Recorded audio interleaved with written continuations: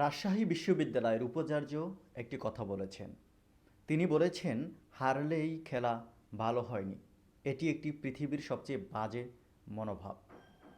এই কথাটি তিনি বলেছেন ৩৫ বছর পর রাজশাহী বিশ্ববিদ্যালয়ে যে ছাত্র সংসদ নির্বাচন হতে যাচ্ছে সেটা নিয়ে একটি সেমিনার চলছিল। সেই সেমিনারেই তিনি কথা বলেন এবং তিনি বলেন যে দীর্ঘ ৩৫ বছর পর এখানে এই অনুষ্ঠিত হতে যাওয়া ২৫শে সেপ্টেম্বরে যে নির্বাচন সেটি আয়োজন করা খুব সহজ কাজ ছিল না, অনেক বাধা পেরিয়ে এখানে আসতে হয়েছে। যদিও তার এই যে গুরুত্বপূর্ণ কথা, এই গুরুত্বপূর্ণ কথাটি কিন্তু আমাদের সবার জীবনে, ব্যক্তিগত জীবনে, সামাজিক জীবনে একটি সুন্দর মন্তব্য এবং সুন্দর একটি উদাহরণ।